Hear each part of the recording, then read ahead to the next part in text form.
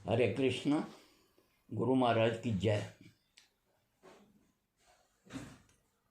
2001 में मेरी बड़ी लड़की की शादी होने के कारण जब उसकी शादी हो गई तो मेरे जो बड़े दामाद थे उन्हीं की वजह से मैं इस गुरु महाराज की चरण पादुका की सेवा में आया। बात इस तरह की है कि मैं बड़े ही पापों में डूबा हुआ था। हर तरह के मेरे अंदर खाने पीने के शरिया टाइप के जो है वो भाव थे। साथ में ही क्या था कि मेरे को मेरे दामाद ने ये कहा कि आप गुरु महाराज की शरण में जाएं।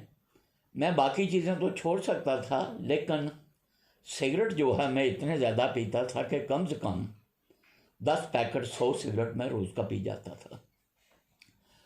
तो मैंने कहा मैं सिगरेट नहीं, मैंने कहा मैं बाकी की चीज़ें तो सब कुछ छोड़ सकता हूँ, लेकिन सिगरेट पीना जो है वो मैं बंद नहीं कर सकता, क्योंकि मैं सिगरेट 10 पैकेट यानी 100 सिगरेट रोज़ का पीता था और अरसा पिछले को तकरीबन 25 साल से 30 साल से पी रहा था।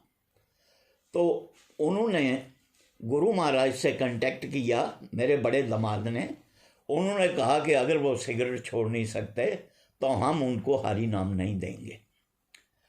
तो गुरु महाराज की मेरे पर इस किस्म की कृपा हुई कि मैंने एक ही दिन में सिगरेट और जो भी गंदे ऐप थे वो सब छोड़ दिए, इवन के नानबाज भी छोड़ दिया और मैं गुरु महाराज की शरण में चला गया। उन दिनों में गुरु महाराज ये जम्मू में आए हुए थे और मैंने गुरु महाराज जी से, और उन्होंने 2 दिन के बाद वापस वृंदावन में जाना था, तो मैंने गुरु महाराज जी से जो है वो हरि नाम की जो है वो ले ली। उसके बाद क्या हुआ, मैं वहाँ यहाँ से वृंदावन में भी अपनी फैमिली के साथ चला गया। उस दिन सुबह से क्या हुआ कि कास्ती थी, मेरे को इल्म नहीं था कि कास्ती क्या होती है। और जब हम मथुरा में पहुँचे तो वहाँ मठ के, जब हम केशव जी गौड़िया मठ में गए तो वहाँ क्या हुआ कि वहाँ व्रत का सामान भर रहा था। तो हमने कहा कि भाई मैंने तो कास्ती आज तक रखी नहीं है, तो लेकिन गुरु महाराज ने कास्ती की महिमा के बारे में बताया था कि कास्ती का व्रत क्यों उत्तम है। तो खैर वहाँ पर जैसे मैंने कास्ती का प्रसाद ग्रहण किया, मेरे मन में कुछ थोड़ी सी चेंजिंग आनी शुरू हो गई और वहाँ से हम वृंदावन गए। गुरु महाराज से मुलाकात हुई, उनको मैंने दंडवत प्रणाम किया, क्योंकि उस वक्त मैं हरि नाम ले चुका था।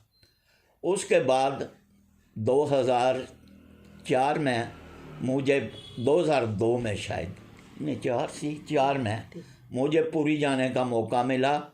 वहाँ पुरी में मेरी फैमिली के समेत जब हम वहाँ गए तो गुरु महाराज ने मेरे को वहाँ पर दीक्षा दे दी। दीक्षा देने के बाद अब वो क्या है, यहाँ पर जम्मू में वहाँ के जितने भी वैष्णो लोग वृंदावन से 2-4 आए थे, उनमें रसानंद प्रभु भी थे। उन्होंने जब मैंने यहाँ पर सत्संग का आयोजन किया तो उन्होंने मेरे घर में सत्संग किया और वहाँ पर जितने 100-200 आदमी बैठे हुए थे उनको वो कहने लगे, रसानंद प्रभु जी, कि ये फैमिली आज से पूरी की पूरी फैमिली जो है वैष्णो हो गई है।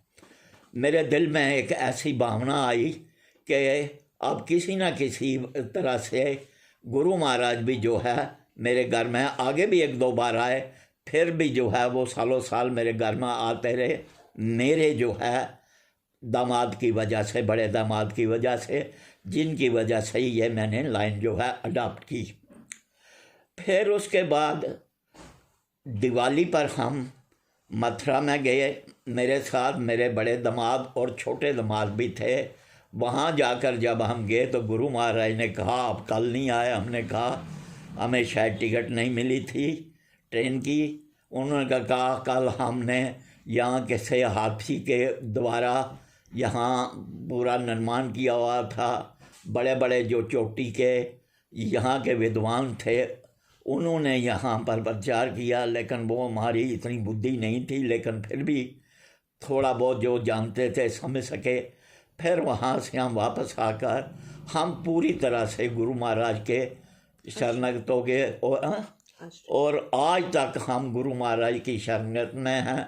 फिर एक दफ़ा क्या हुआ, मैं अपनी मिसेस के साथ नवद्वीप धाम में गए तो गुरु महाराज वहाँ ही थे, तो थोड़े से हम लेट हो गए, तो हमने वहाँ पर एक माला ली। हमने कहा कि ये तो हम गुरु महाराज को डालेंगे, तो उन्होंने कहा गुरु महाराज तो अपने कमरे में चले गए हैं। लेकिन थोड़ी देर में ही पता चला कि गुरु महाराज जो है वो मंदिर में आए और उस जो वहाँ के पुजारी थे, पंडित थे, उन्होंने वो क्या किया कि वो माला मेरे वाली जो है वो उन्होंने गुरु महाराज के गले में डाली। मैं और मेरी मिसेस देखकर हमें यह हैरान अचंभा सा हुआ कि हम दिल में सोच करते थे, लेकिन गुरु महाराज ने हम पर दया की। ऐसे ऐसे बड़ी सी फिर होती रही। फिर वृंदावन में हुए तो गुरु महाराज ने कहा कि आप आए तो आपकी हमारे साथ भेंट नहीं हुई। हमने कहा महाराज आप गए थे, तो आप कहीं गए हुए थे। तो दूसरे दिन गुरु महाराज की वहाँ भेंट होगी। वो अपने वृंदावन श्री रूप सनातन गौड़िया मठ में ही वहाँ गुरु महाराज तकरीबन एक दफ़ा का जिक्र है कि वो क्या है, वो राम कथा जो है वहाँ गा रहे थे। मैंने उनका कंठ से जिस वक़्त राम कथा सुनी तो मैं बड़ा ही मतलब कि ऐसा होगा कि इतने बड़े महाराज, इतने बड़े ज्ञानी, इतने बड़े महात्मा जिनकी शरण पर आया हूँ, मेरा सब काम सफल हो गया है। यही थोड़ी सी अनुभूतियाँ और भी। हाँ, जब एक दफ़ा वो मेरे घर में भी आए, उन्होंने मेरे बेटे को कहा तुम क्या कर रहे हो? उसने कहा मैं ग्रेजुएशन कर रहा हूँ। उन्होंने ग्रेजुएशन करके क्या करोगे? उसने कहा कि मैंने एमए करनी है। उसने करके फिर क्या करोगे? बिजनेस करोगे, इतना पैसा कमा लोगे, पैसे को क्या करोगे? उनका मतलब था, उनकी मतलब कि अपनी इच्छा थी कि ये भगवान में की राह पर चले, भगवान की सेवा करे, भगवान पर लगे। दूसरे लोग मैं चाहते थे कि शायद मेरे जो समझ में आ रहा है कि ये साधु बने, लेकिन वो ऐसा तो नहीं हो सका। लेकिन वो भी जो है इस वक्त का इतना मीन के इस लाइन में रुचि उसकी हो गई है कि वो हरि नाम ले, उसने हरि नाम भी लिया। और जब भी कभी कोई वृंदावन में या और भी कहीं फंक्शन होता है तो वो वहाँ अपनी सेवा के रूप में वहाँ के किसी न किसी तरह से अपनी कृष्ण भक्ति में सेवा अपनी जो है वो दान करता है। हरे कृष्णा, जय गुरु महाराज की। पहले तैयारी हुआ।